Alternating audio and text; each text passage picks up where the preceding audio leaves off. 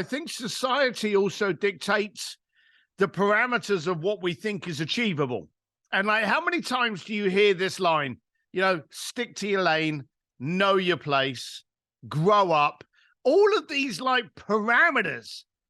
Well, everyone that we revere in the planet today, Larry Page, Elon Musk, Richard Branson, Jean-Paul Dujouria, Bill Gates, Henry Ford, Steve Jobs, any of these people didn't stick to their lane. And that's the focus point there. That's the mic drop. And they're super curious. I mean, everything that you have written about and succeeded about came from my outside looking in and studying just to be prepared to have a great conversation with someone with high energy and has accomplished so much. But it's curiosity. It drives the interest to see where you could take something, how you could experience something for someone. And talk a little bit about curiosity for me. Curiosity was one of those things that, funny enough, as I got to, and here's the dumb thing. You know, you've met me. Okay, so I'm 245 pounds of ugly, and it's as simple as that. So in the early days, I didn't have money, and I wanted to speak to rich people. So I literally used to walk up to rich people and go, hey, how come you're rich and I'm not? And that confrontation didn't lead to the best scintillating conversations or answers. So I realized very early on, I'm a quick learner. I realized if you don't like the answer, change the question. And so then I thought, well, hang on a minute. No one's answering this question. So then I changed the question and like, hey, how come you're wealthy and I'm not? And then they would talk about they found their wife. They have a family, and family means so much to them. And they found God. And that all makes sense. But I ain't going to marry your wife and join your church. So how does that help me? I wasn't getting tactics. So then I changed the question again to how come you're successful and I'm not? And that was the key. They actually started answering. So I knew I had to change the question, change the way I was asking. And one of the answers I always got was, I'm curious. And it was a very, very early on. And like, we're in great rooms, you know, Genius Network, people like that. You know, we're in great rooms. The room is a room of failures and non-settlers. And people that are aggravated for more. That's a beautiful cocktail. You know, we failed at something, but we want more. How do we get it? And that can be summed up in that curiosity. We want to know how to do it. How do you do it? How does that work? This happened to me. Did it happen for me or to me? That curiosity is one of those childlike things that will allow you to play big. And again, the key word play and play. Just like Steve Jobs does. I love that it does this, but I want it to fit in a pretty little box, you know? And people like Elon Musk, I want to go into space. I'm going into space. Now, how do I make that happen? You know, you've got to start off with that childlike curiosity and then just go, okay, why does that button work? And how come that does? And if I take the back off of my remote control, what does it look like? Now, we're obviously reprimanded by our mums because we can't work the bloody remote control anymore, but we know. And that curiosity should never, ever be satisfied. It should be constant. And as soon as you know how to repair that remote control again, build a rocket. It's amazing. When you're going through this process and you're teaching other people, because now you're coaching, you're speaking, you're building big audiences and sharing some of your experiences, what are some of the basics that you start with foundationally? If I'm somebody listening out there that's never done this before, what are the basics? Where do they start? All right, first of all, you got to start at your breakfast table. You see, the downside today, and you know, call me out, Scott. Tell me if I'm wrong here. All right.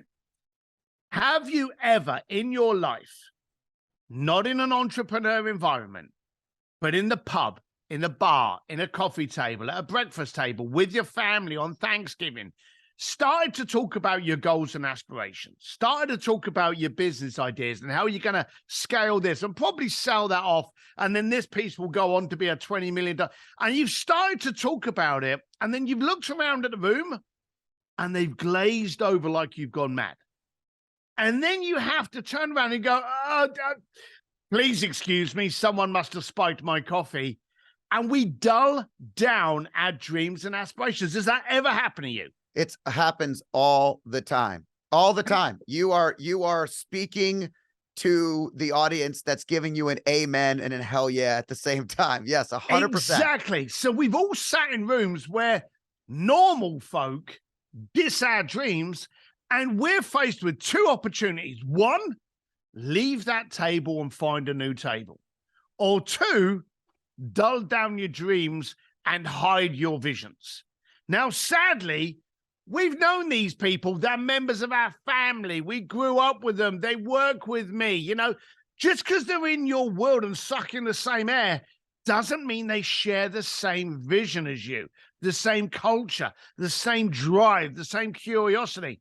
So the first thing I did when I was growing up was I was rolling around with a bunch of bikers in East London, and I realized they're all broke.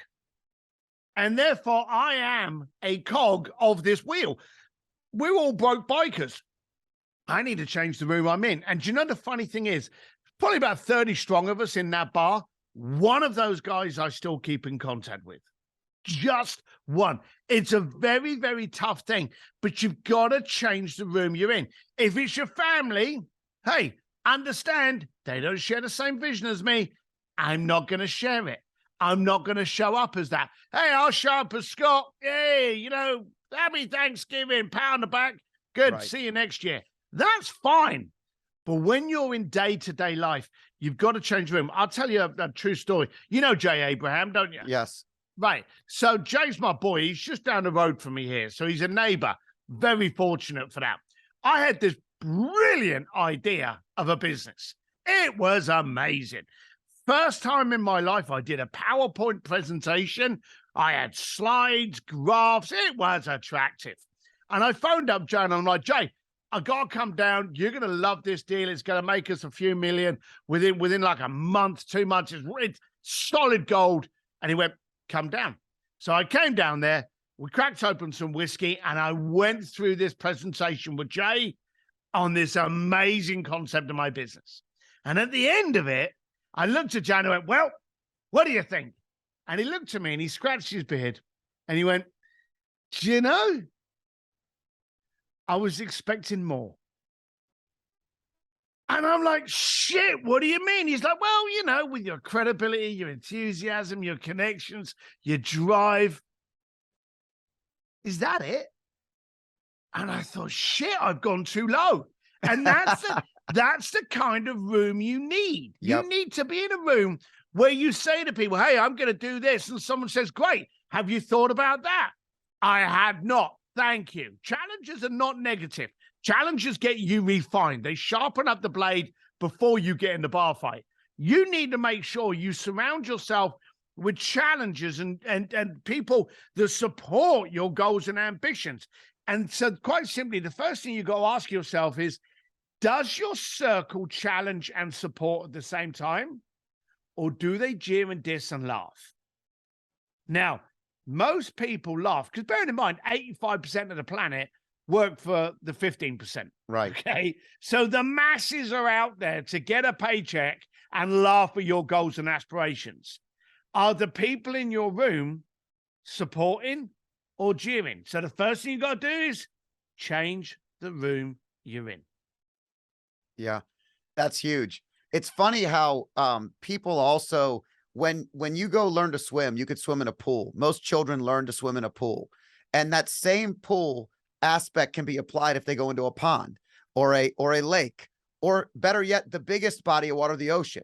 Once you know how to swim, you could swim anywhere. And so when you apply the same logic and that pool gets bigger and bigger, well, as you do more and more, your circle gets bigger and bigger.